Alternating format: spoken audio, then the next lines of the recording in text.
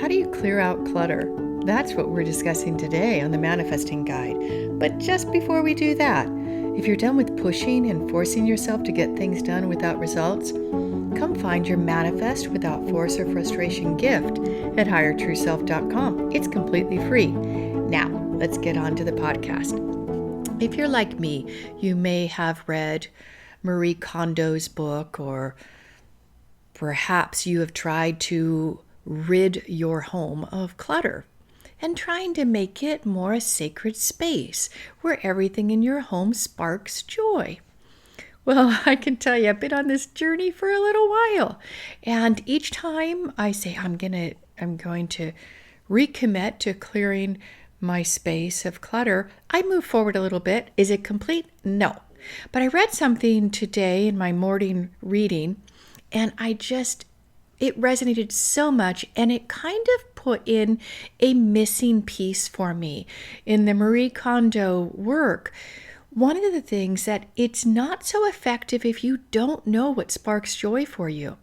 If you're someone who's just worn clothing because you have to put something on your body and it's not been important to you, really how you look in clothing, or if you're someone who is sentimental and when people give you something, that's a connection to them and you've just accumulated things, but you don't even know.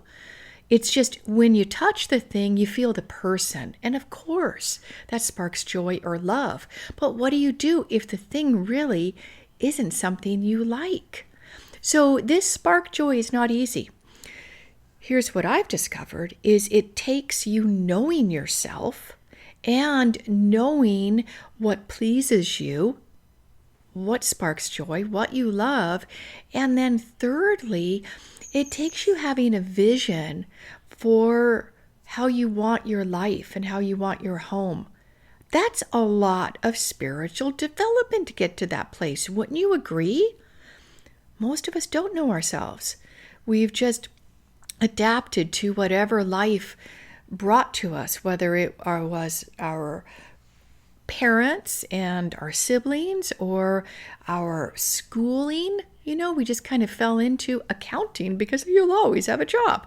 That was me, by the way. And you didn't really have that time to pause after high school, perhaps, and say, what would I really like to do? There are a few rare people who know it early on. I want to be a doctor. I want to be a lawyer. I want to help the underprivileged. I want to write books. I want to paint. I want to design houses. I call them the lucky ones. That was not me. Fortunately, in my early 40s, I figured out something that I was pretty good at in terms of understanding the value of it. I wasn't good at doing it on myself yet, but I knew it was powerful and I knew it was well worth dedicating my time to understanding it. So I feel grateful, but hey, how many years did I spend before I knew that? A lot of time. Okay, let's get on to today's show here. So I'm going to read a little passage from a book. I don't know. I'm not recommending it. So if you ever hear me quote a book, I'm not saying read the whole book, okay? I'm saying that there are certain parts of it that really align with where I am right now, and I feel it will be useful to you. You don't have to read the whole book. So with that, disclaimer, it's called Simple Abundance, A Daybook of Comfort and Joy by Sarah Ban Brecknoth. Okay. So this is one of the articles, and the title of it is Clearing Out What Isn't Useful or Beautiful. A quote by William Morris. Have nothing in your homes that you do not know to be useful and believe to be beautiful. In England, during the 1880s, a breath of fresh air blew through stuffy Victorian parlors when poet, craftsman, and designer William Morris founded the influential arts and crafts movement. Morris and his associates crusaded against the cheap and shoddy furniture and decorative accessories that were then being mass-produced and crammed into middle-class homes in a frenzy of excess. Oh my goodness, can we relate? I didn't know that started from the 1880s, did you? and it's continued. Do you know one of the largest growing businesses is storage facilities, at least in the United States. I'm not sure if it's in the rest of the world, but you'll see them popping up here and there, and they can cost anywhere from $50, $75 a month to $250 a month. And when things go into storage, they rarely go out. What's sad to say is often people will put things in storage and then they are not able to easily pay for the storage fees, and they have to get rid of things. And if you see stuff coming out of a storage and you're going there to look to buy it, the value of it's reduced, right? So far, far better to live within our means, which is the space we live in. Okay, so let's get on with it. Okay, in particular, Morris urged Victorians to rid themselves of the ugly, the useless, and the uncomfortable in favor of simple and honest furnishings. The Irish poet W.B. Yeats termed Morris's call for the aesthetic alchemy of beauty and function in the home the long-waited-for deliverance of the decorative arts. I really like this term, simple abundance path. That's what she's talking about within her book, Sarah is. Our authentic decorative deliverance arrives, what a funny expression, when we begin to appreciate and put to use the Morris rule. I really like that, the Morris rule. Ridding ourselves of anything we do not believe in to be beautiful or useful. And it's in this way we restore order to our homes. We simplify our lives, which, going back to the Marie Kondo work, that's what she intends. And I do think it is helpful, if you do like her book, is to get help from a consultant. I have a wonderful woman I met here. I'm living in Austin, Texas right now, and I will put her recommendation in the show notes. Her name is Erin, and she walks her talk. She has such a simple, clear, pure energy. I've met her several times, and I took a training from her online. And I noticed when I happened to go to an event that she was hosting a few weeks ago, and it was clothing swap. And I had clothing that I had determined was high value. And so I had it stored in a particular spot in my closet, and I wasn't just going to donate it. I've donated so much stuff. But these things, I thought I could sell them. They're worthwhile. You know, Donna Karan, lovely linen top, and certain other clothing, Ralph Lauren, that I received from, gifts. These are things that I had perceived they were great value. So when I heard about this clothing swap, I said, I'm going to do it. I pulled out the whole corner of that closet, put it on hangers, and I drove it to the clothing swap. I hung it on the racks, and there were a bunch of other women there, and they brought their clothing. And the deal was you just walked around and you took what you wanted. And I was happy to see the joy when certain people took something of mine. And it's like, it's going to a good home. And I really like to see where it was going. I know that's funny, but some of these things they were brand new as well. I don't know if you have things like that in your closet with the tag still on. So as I was going through and what do I want? Fortunately, there was a place to try things on. So I was determined not to take back more clutter. Obviously, I didn't want to fill my closet back up again. So I went and I tried things on. And one of the things that I really enjoyed about that exercise, and also in Austin, Texas, I don't know why, but they have the most amazing thrift shops. I'd never been a thrift shop shopper until I moved here. It allows me to try styles of clothing I never would have bought. I would have thought, nah, that wouldn't suit me. Colors or fabrics or, the length of a dress or whatever. And they're so inexpensive, I could try it. And if I don't like it, I can donate it again. And so I've really, I can confidently say I have sparked joy in my wardrobe. I now know what sparks joy. That was not easy. It was a journey of me knowing myself when I first started. So in this swap clothing, it was wonderful. It's just, I felt so excited when I came back home and I looked at that closet and it was empty. I was like, yeah, I made space. It was great. Okay. So here's the steps that she recommends in her book here, and I'll continue the article. Okay. Begin this week with a pad and pen. Browse through the rooms of your home meditatively. Let, I would say, true self, she calls it divine spirits of simplicity, order, harmony, and beauty, accompany you. Look at your surroundings, your furniture. Look at all of the decorations around. Give thanks for your home exactly as it exists today. Now, begin this inner inquiry. As you go through each room, start to ask yourself with each item you see, are you beautiful to me? Are you useful? Ask another question. Is it time for you to move on?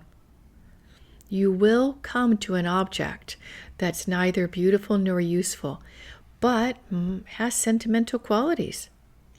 You can create a new category. She says here, sorry, Mr. Morris, that's not on your clearing list. But use restraint. Really tune in. Does it tug at your heartstrings? Would you mourn it if it disappeared? Be truthful. Really be honest with yourself. That's me, because I can tell you when I first started this back in 2015, yes, I'll admit the date to you, and I did it with my clothing. There were a couple items I got rid of because I wasn't in a really positive mood when I was doing the sorting.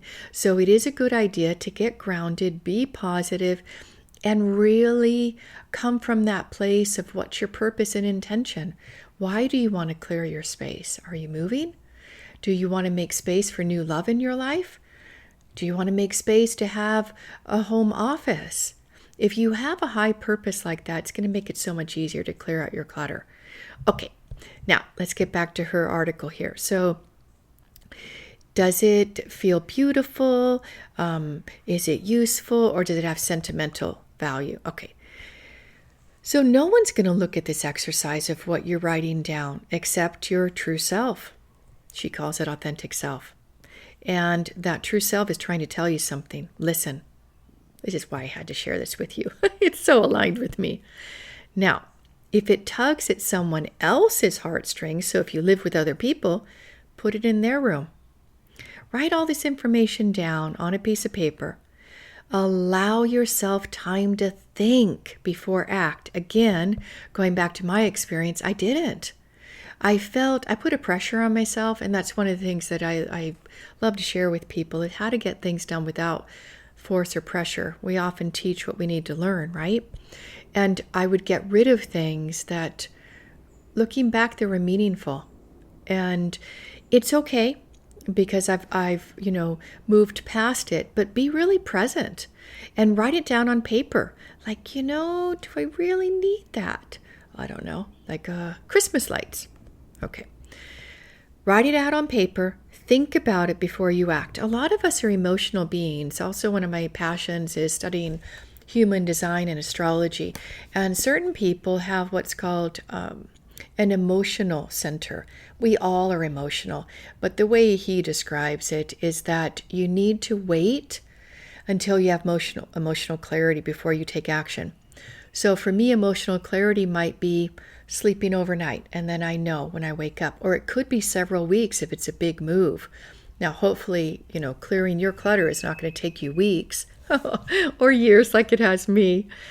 Okay, so the next step in your process is to make a commitment in writing on your calendar to do one room a month. That's not so pressure-filled, right? So on the day, plan to spend a few hours, and you could do it to weed out your wardrobe, or you could do it for, your bathroom. I would suggest picking something easy. Don't pick, if you've got a closet that has all sorts of sentimental things, pick something easy.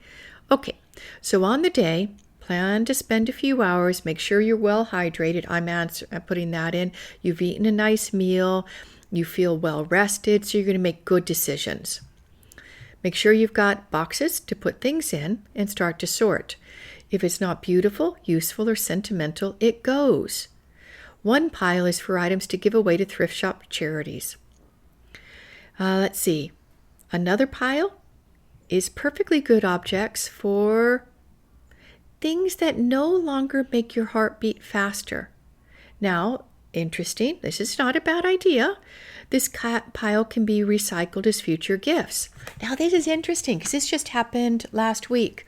So, as I mentioned, when I went to the swap clothing event, I didn't tell you this part, but there were two things that I said, no way, I can't just give it away because I was noticing most of the clothing wasn't of the caliber that I had brought. So I gave myself permission to put those back in my basket and take them home. One was a gorgeous dress that had this beautiful brass zipper on the back, and it was fitted, black dress and short cuff sleeves, and it was very stylish. Well, I bought it after I had gone on a cleanse and I was super slim.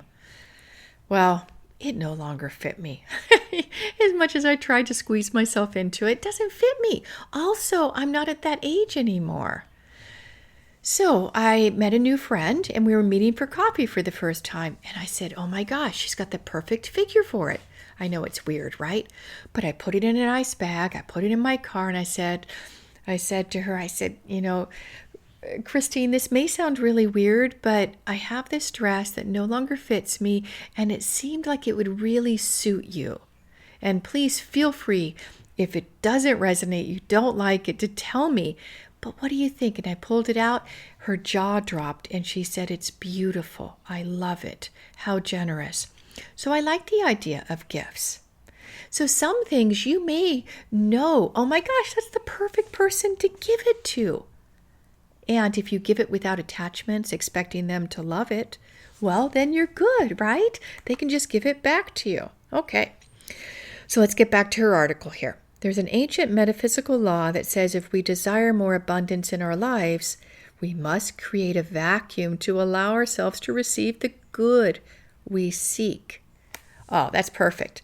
In the Highest Potential program, which I teach yearly, the very first class in January is Make Space for Change, which talks about more space in your calendar. But absolutely make space. If you want the love of your life to come in and you've got every closet full, every drawer full, there's not even an empty drawer in your bathroom to put, their things, like if it's a man, a razor, or if it's a female, their hairbrush and makeup, if they stay overnight, there's no space. They're not welcome, right? So, metaphysical law that says if we desire more abundance, we got to create a vacuum. Good one. Okay. So, how can we attract and bring more good into our lives if there's no room for it? The way we create the vacuum is by giving away what we no longer need or desire, but that can serve others. I think that's important. So one of the things with Marie Kondo is you thank it. Even if it's a pair of socks that no longer suit you, but they've got great joy left in them, they're still in great shape, thank it. Okay.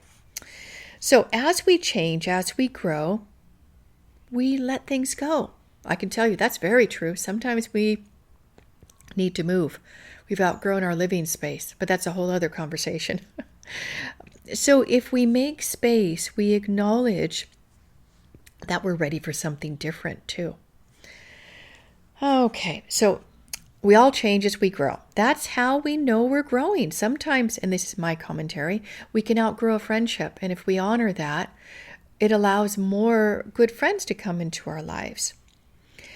We may grow and change our personal style, like I mentioned with the clothing. I feel finally I've got a sense of what looks good on me, what feels good, and I've got a little flair going. It feels great. I know that during the whole virus thing, in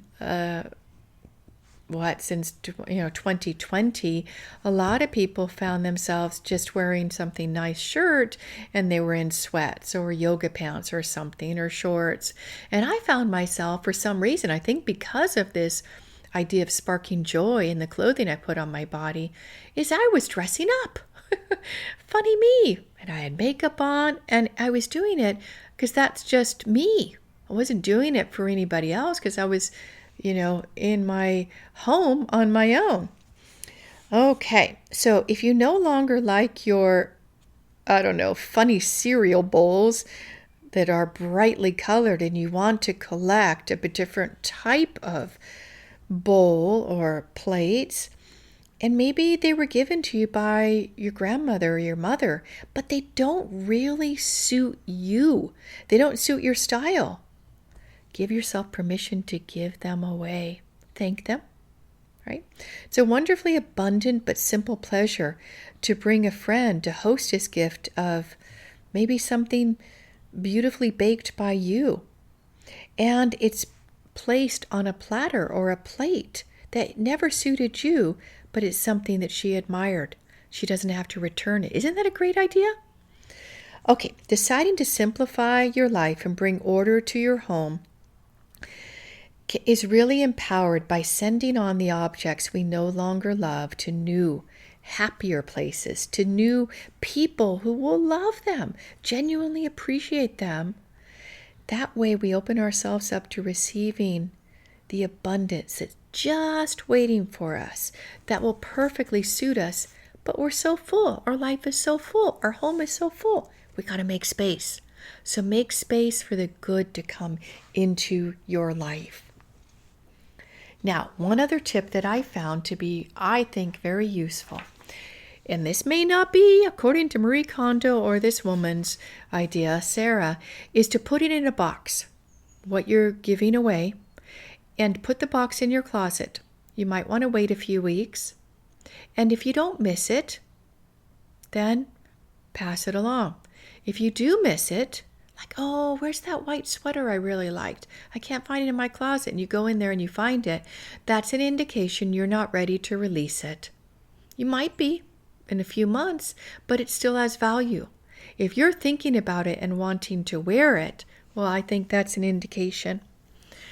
All right, as we start to wrap up, I want to share the endowment effect. And I know that I'm not going to describe this research perfectly, but you'll get the gist of it. So it was a research study by, I think it was a psychologist, and they were studying this idea of how much people put value on something that's been given to them. So they had bought a bunch of mugs from a hospital gift store. And a few people in the study received the mugs. And then some people did not receive the mugs. The people who received the mugs were asked to put a value on the mug. And often it was even higher than what the mug would cost in the gift store. It's interesting. I think people who are prone to feeling very grateful can put greater value on something. That's a clue for me. Ha! Okay, I got to look at that one. And then the people who did not receive the mug, they were looking at it without any attachment. They were unbiased. And they were saying to themselves, what would I pay for that mug? And it was $2, $3, $4, $5, or whatever. But it was measurably lower than the people who had been gifted the mug. So that's the endowment effect. So if someone gives you something, or maybe you, I don't know, you go to a thrift shop and you find something for this great deal and you know it's well worth more money, but you only paid $2, you can get subject to the endowment effect. So, what are you going to do? Ask yourself, what would you pay for it now? And if you get, I wouldn't pay a penny, should it be taking up valuable real estate in your home? Probably not, right? As we start to wrap up, I'd love to share with you why I love teaching manifesting, is that it makes very practical, tangible changes in our life with an effortless ease. So imagine your home as a sacred space, and that everything that's not serving your highest intention and purpose and use of your home has been kicked to the curb. Well, maybe not to the curb, but to the charity place. Hey, if you've enjoyed this episode, please follow us on facebook.com/Higher True Self and tell me what you'd like to hear more of. Now, if you're done with pushing and forcing yourself to get things done without results, come find your Manifest Without Force or Frustration gift at highertrueself.com. It's completely free. Remember, self-confirmation frees you to be yourself. Thanks for listening.